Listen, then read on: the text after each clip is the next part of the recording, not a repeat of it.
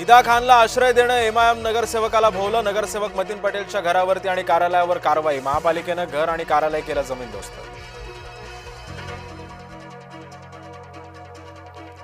Chhatrapati संभाजीनगरचा MIM नगरसेवक मतीन पटेलला न्यायालयाकडून दिलासा नाही. संवेदक बांधकाम प्रकरणी पुढील सुनावणी 18 मे रोजी होणार.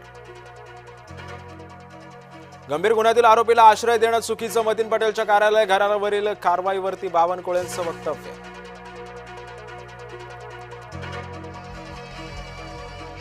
छत्रपती संभाजीनगरमध्ये एमआयएमला आणखी एक झटका. नगरसेवक मेराज खान विरोधातील गुन्हा दाखल. बनावट बर्थ सर्टिफिकेट. तिसऱ्या अपत्याची माहिती लपवण्याचा केला आरोप.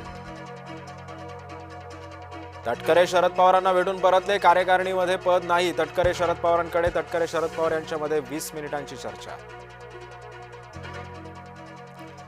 नाराजीच्या चर्चांवरती सुनील तटकरेंची प्रतिक्रिया. सुनेत्रा पवारांच्या नेतृत्वातच कार्यरत. तटकरेंकडून स्पष्टीकरण. अमित साटमांकडून मोदींच्या आवाहनाला केराची टोपली. नालेसफाई पाहणीसाठी 25 वाहनांचा ताफा. नेते नगरसेवक अधिकाऱ्यांच्या एकूण 25 गाड्या. काही भाजपवाले मोदींचं ऐकेनात. सौभाग्य सिंग ठाकूरनं उडवला 100 गाड्यांचा धुराळा. मध्य प्रदेशातलं दृश्य देशभरात चर्चेत. पंतप्रधान नरेंद्र मोदींनी अर्थव्यवस्थेचं कंबरडं मोडलंय. मनसे अध्यक्ष राज ठाकरेंचा दावा. पाकिस्तानशी संवाद थांबवू नका. संघाचा मोदी सरकारला सल्ला. संघाचे कार्यवाह दत्ता भुजबळ यांचं लक्षवेधी विधान.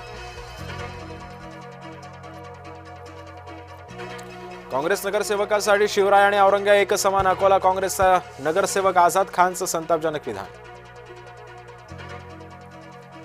नाशिककर शुभम खैरनार अटकेत. राजस्थानात फुटलेल्या नीटच्या पेपरचे धागेदोरे नाशिकपर्यंत. 15 लाखासाठी पेपर फोडल्याची चर्चा.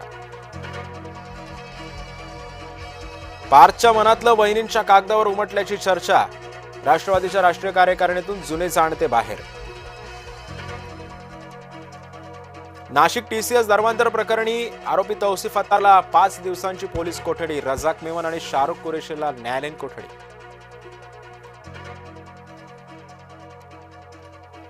अखिलेश यादव यांचा लहान भाऊ प्रतीक यादव यांचं निधन. प्रतीक यादव हे सपाचे संस्थापक मुलायम सिंग यांचे पुत्र.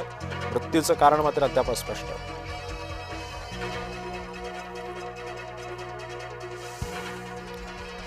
जय महाराष्ट्राच्या बातमीच्या पाठपुराव्याला यश. किडनी चोरीचा पीडित रोशन कुळेला मिळणार 5 लाखांची मदत. सांगलीमध्ये भिंत कोसळून 6 भाविकांचा मृत्यू. मरगुबाई मंदिर परिसरातील दुर्घटना. वादळी वाऱ्यामुळे भिंत कोसळल्याची माहिती. गुजरातचा हैदराबादवर दणदणीत विजय. 82 धावांनी उडवला धुव्वा. अंकतालिकेमध्ये गुजरात पोहोचलं टॉपवर. आजच्या बंगळुरू समोर कोलकाताचं तगडं आव्हान. रायपूरमध्ये रंगणार सामना.